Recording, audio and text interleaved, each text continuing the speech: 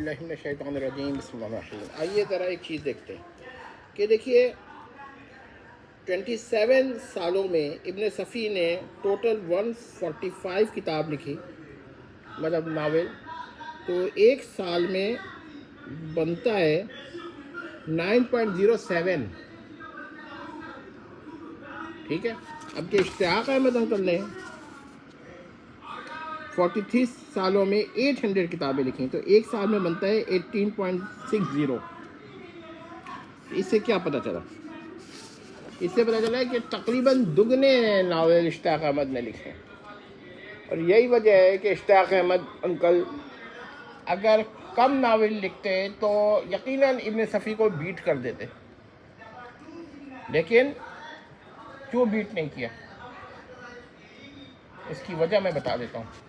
اس کی وجہ یہ کہ انہوں نے بہت زیادہ ناول لکھے، پر ایئر کے حساب سے دونوں کا دیکھ لیجئے، تو اگر وہ پر ایئر 8 ناول لکھتے، جبکہ ابن صفی نے 8 کے قریب کا ہی 9 بنتا ہے، تو یقیناً ان کا معیار اونچا ہوتا ہے، کیونکہ ابن صفی کے ناول میں فریدی سیریز کو سب سے پریفر کرتا ہوں، اور عمران سیریز تو میرے نزدیک ابن صفی کا پارٹ ٹائم ہے، کسی کو پسند آئے اس کا مسئلہ ہے، لیکن اشتیاق احمد کے ناول ڈائریکٹ ہوتے، اصولی ہوتے، کڑی سے کڑی ملی ہوئی ہوتی ہے، اصولی طور پہ یہی ہوتا ہے۔ ٹھیک ہے، کڑیاں ٹوٹ بھی جاتی ہیں، یہ بات نہیں ہے، مگر وہ چین ہوتی ہے۔ فریدی کا ناول ایک قسم، ابن صفی کا ناول ایک قسم کا الجھا ہوا وہ ریشم کہیے یا دھاگا کہیے، تو اشتیاق احمد ایک اسٹیپ بائی اسٹیپ چلتے ہیں، فریدی بہت سارے الجھی ہوئی چیزیں لے کے چلتے ہیں، یعنی ابن صفی۔ تو اس کا میں آپ کو نتیجہ پھر بتا رہا ہوں کہ اشتیاق احمد کا اگر وہ معیار جو اگر لوگ کہہ رہے ہیں، اعتراض کرتے ہیں کہ معیار کچھ گر گیا تھا، تو اس کے ایک وجہ یہ ہے کہ بہت زیادہ ناول لکھیں۔ اس پر مجھے یاد آیا کہ غالب نے اپنے بہت سارے اشعار فضل حق خیر آبادی سے جلوا دیے تھے، کیونکہ اس کا ذوق اچھا تھا شاعری کا، فضل حق کا، تو اس نے کیوں جلا دیے تھے؟ وہ اس لیے کہ معیاری اشعار رہ جائیں اور غیر معیاری کو جلا دیا جائے۔ کچھ ایسا ہی ہوا ہے اشتیاق احمد اور ابن صفی میں۔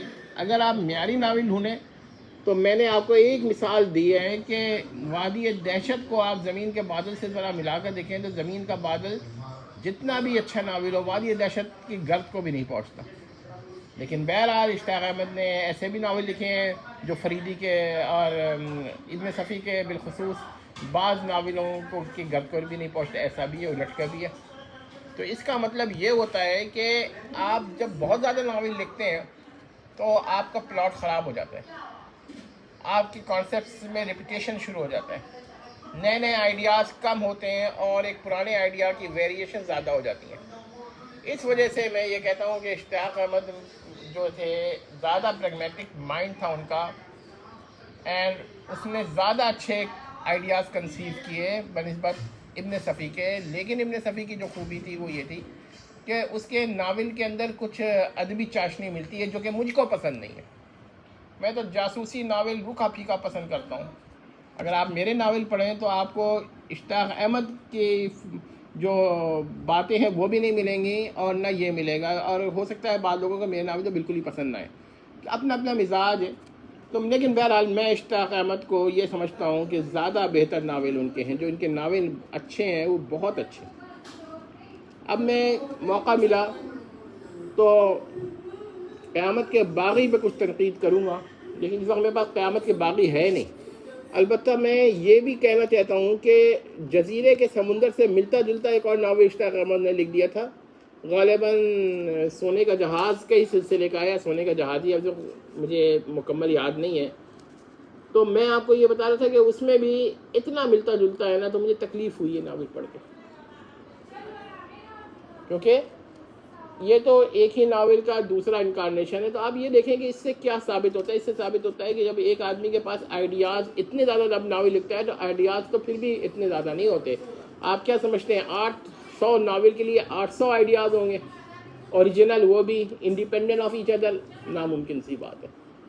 ٹھیک ہے, تو یہی وجہ ہے کہ اشتیاق احمد کے وہاں ریپیٹیشن نظر آتا ہے, فریدی کے وہاں کم نظر آتا ہے.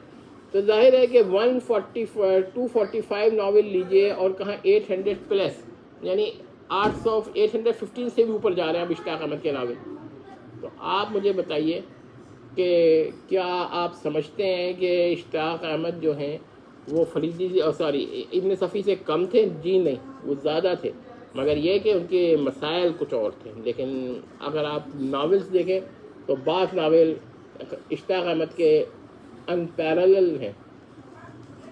ٹھیک ہے, امید کرتے ہیں کہ یہ بات بھی آپ کی سمجھ میں آ گئی ہوگی. والسلام تمت.